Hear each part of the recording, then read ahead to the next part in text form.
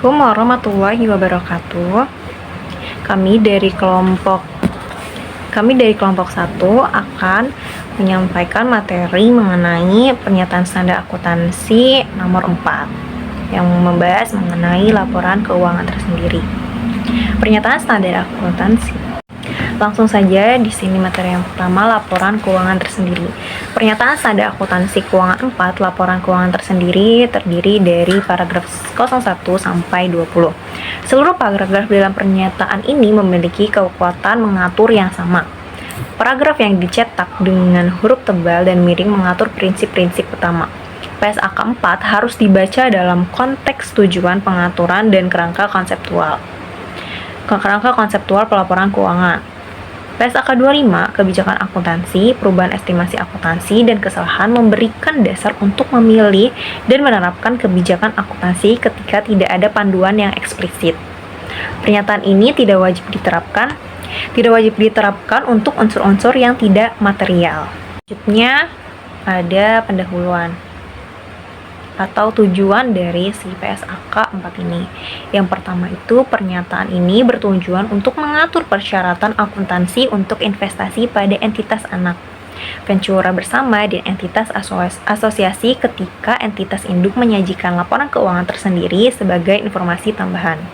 Adapun ruang lingkup dari PSAK 4, yakni pernyataan ini diterapkan pada entitas induk yang menyajikan laporan keuangan tersendiri dalam mencatat investasi pada investasi anak, ventura bersama, dan entitas asosiasi. Yang nomor 3, yakni dikosongkan. Selanjutnya ada definisi. Berikut adalah pengertian istilah yang digunakan dalam pernyataan ini.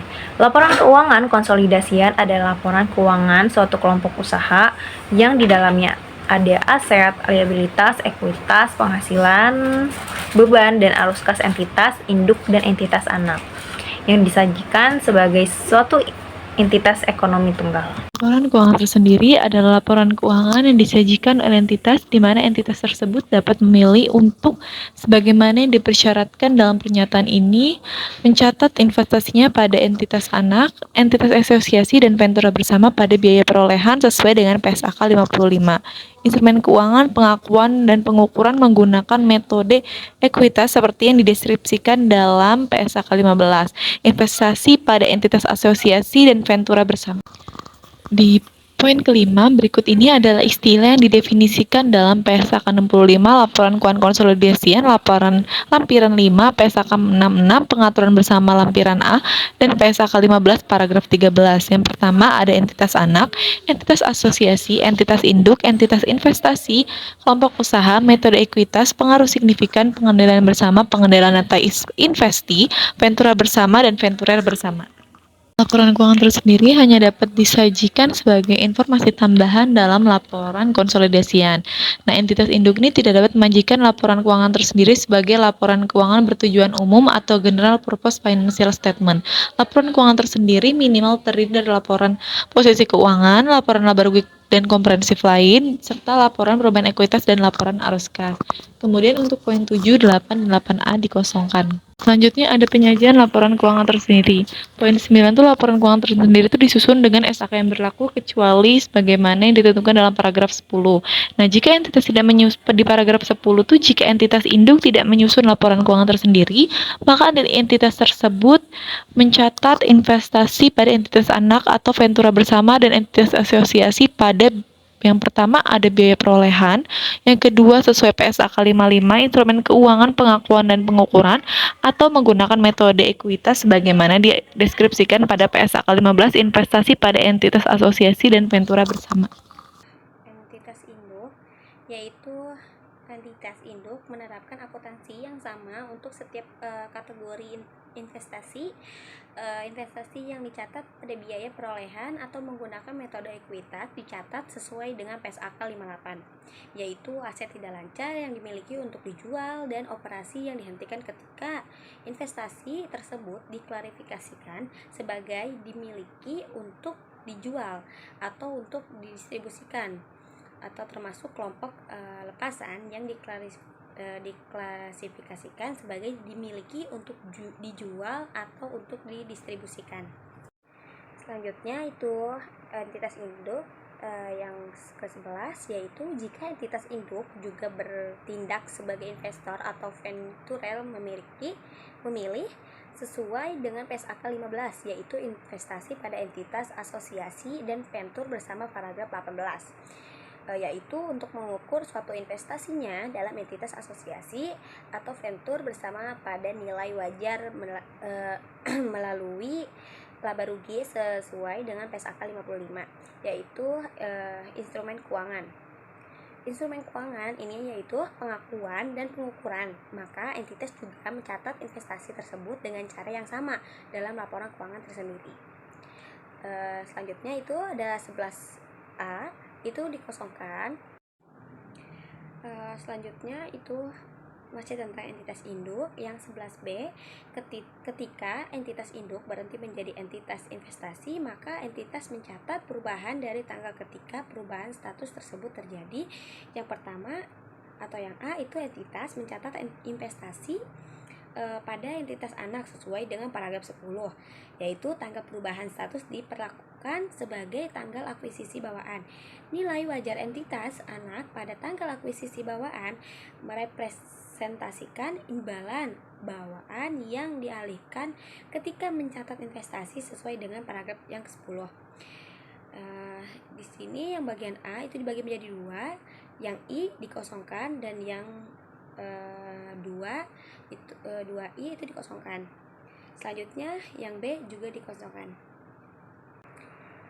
Selanjutnya itu ada entitas induk, masih tentang entitas induk yang ke-12 dan 13.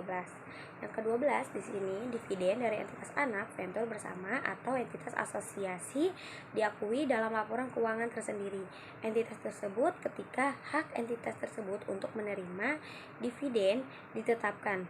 Dividen diakui dalam laba rugi kecuali jika entitas tersebut memilih menggunakan metode ekuitas di mana dividen tersebut diakui sebagai pengurang jumlah tercatat investasi.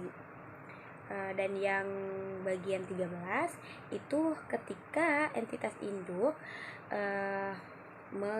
mereorganisasi struktur kelompok usahanya dengan membentuk suatu entitas induk baru sebagai entitas induk yang memenuhi kriteria berikut.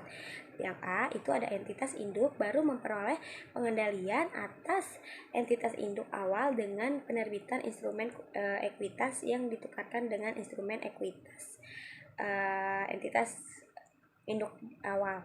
Dan yang B itu aset dan liabilitas kelompok usaha baru dan kelompok usaha awal adalah sama segera. Melanjutkan pembahasan sebelumnya yaitu tentang paragraf 13. Di sini masih paragraf 13 tetapi bagian C di mana pemilik entitas induk awal sebelum reorganisasi memiliki kepentingan yang sama secara absolut dan relatif atas aset neto kelompok awal dan kelompok usaha baru segera sebelum atau sesudah reorganisasi. Dan entitas induk baru mencatat investasinya dalam entitas induk awal dengan paragraf 10 yang harus sesuai dengan paragraf 10 dalam laporan keuangan tersendiri. Maka entitas induk baru mengukur biaya perolehan pada nilai tercatat atas bagiannya atas pos-pos dalam laporan keuangan tersendiri. Entitas induk awal pada saat tanggal akuisisi. Lalu di sini ada paragraf 14 di mana serupa dengan hal tersebut, entitas yang bukan merupakan entitas induk mungkin mendirikan entitas baru sebagai entitas induk yang memenuhi kriteria di paragraf 13.